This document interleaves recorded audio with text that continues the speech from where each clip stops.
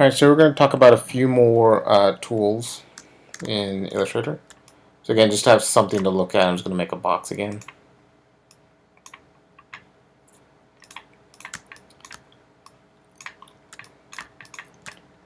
So as a way to change the size of your shape of objects, whenever you select an object, it'll always give you these corner points and these center points.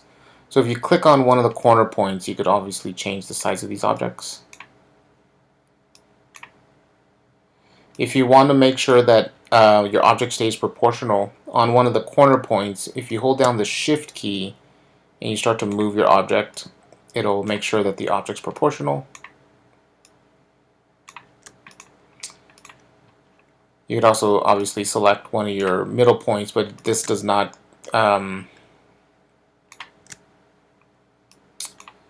it will keep the object proportional, but based off of your the opposite point. You could also select near one of these corner points until you see that arc, and that's one way to start to rotate an object. Again, if you hold down Shift, degrees. So you could also snap that way. Or you could also use the rotate command or the rotate tool. And by default, it'll put the center of the rotation around like the center of the area. So it's right there. You could also move this, or you should be able to move it.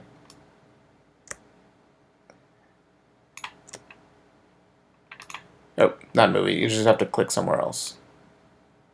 And then it'll rotate around that object, or that new center point. Alright, and put the center point over here, and it should rotate around that center point. If you double click, you should be able to type in exactly the degree amount you want it to rotate.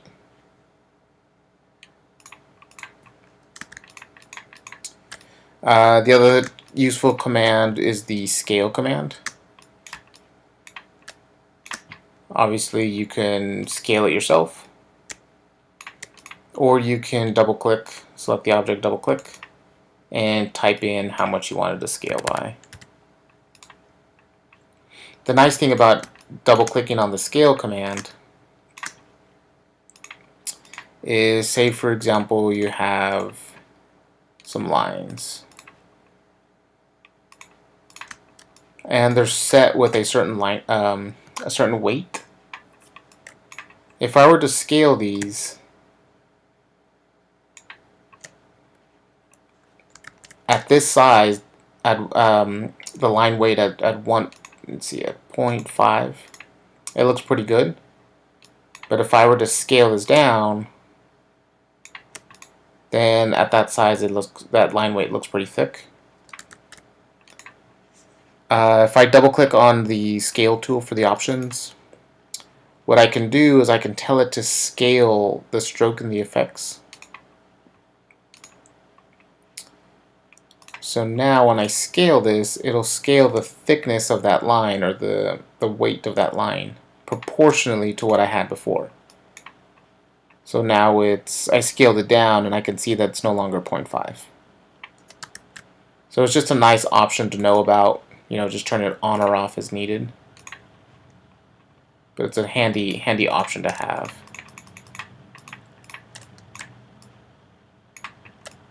Another one to talk about is the gradient tool.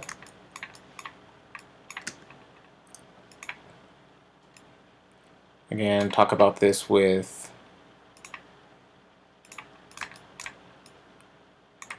just a box. The gradient tools, I'm going to have it work with the fill. So down here, I have it where I can set a color to it, which it's set. I can set it to nothing. I have to select it, set it to nothing, or I can set it to a gradient. By default, the gradient is black and white. If I go to gradient tool, I can change the orientation of this, and that's the way it starts to gradient. If I have a short gradient, it obviously leaves a bunch of white and black on the sides. Or I can have a longer gradient and it's a smoother transition. If I want to change the colors, what I have to do is come over here to the gradient tab, double click on the color. It's only set to black and white. I can set it to RGB. I can change that color. Double click.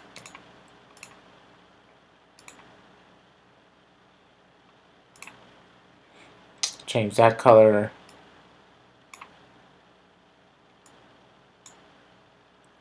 And I can adjust the gradient as I need to. If you have this gradient tool on here, you can also adjust the this gradient tool as needed.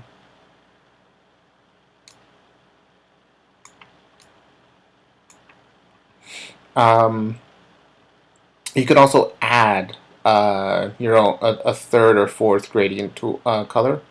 If you just click in between these two squares, you can add additional colors.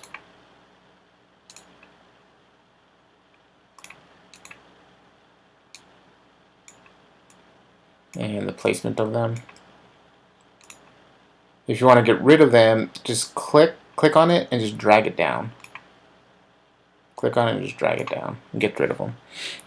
If you want to add your own custom colors, say for example,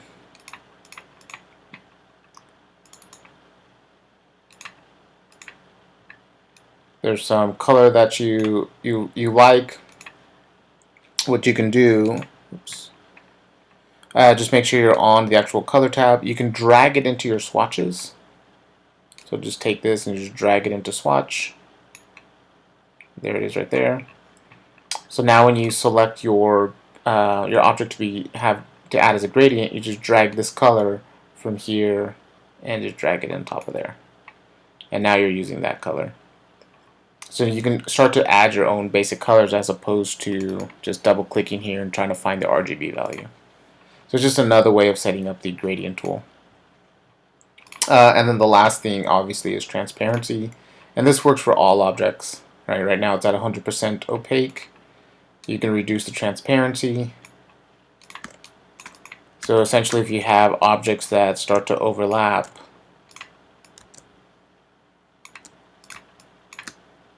you can start to see that part where they begin to overlap because they each have their transparency.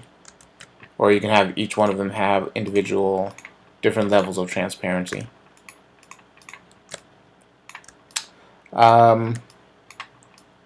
Another useful tool to have to use is the Eyedropper tool. So say for example you set up some object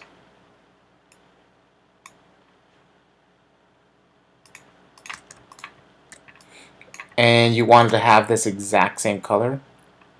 You can just select this object, select the Eyedropper tool, and tell it to copy those settings, or copy those settings, or copy those settings, whichever ones you have. As long as you select this first and just use the Eyedropper tool next. It's a useful tool to use. And the last one is the blend tool. The blend tool is really nice. Let's see, let's set up an example.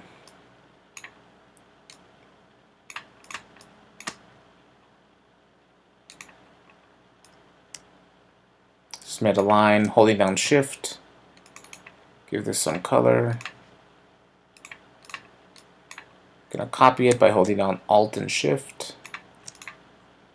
I'm gonna select both of these, and I'm gonna come up here to Object, Blend Objects. I'll do steps. I'll do 8, and then Object, Blend, Make.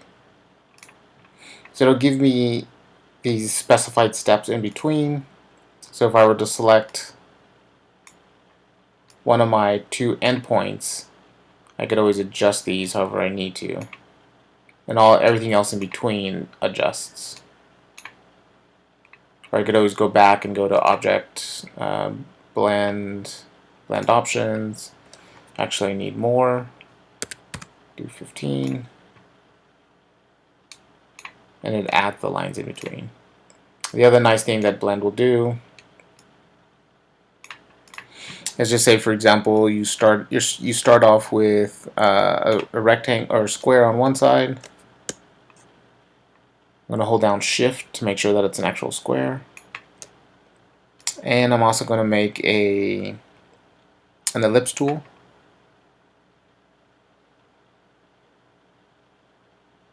And it's a circle. If I hold down Shift, it keeps it an actual circle. But if I hold down Alt, it draws it from the center. So Shift and Alt. I can select both of these, use the same steps, blend, make. These are a little too close to each other, so I can spread them apart.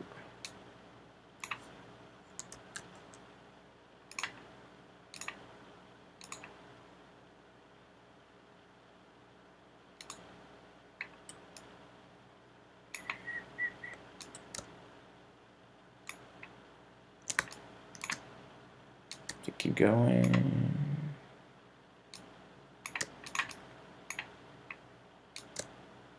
I had to use the white arrow tool to select all the points that make up the circle. So there, I've used the blend tool to make this the circle slowly merge into the form of a square on this side. So that's the way the blend tool works. It's a pretty useful one to keep a hold of, and just to know about. And in the next couple videos, we'll start to show a few more Illustrator tricks along with Rhino.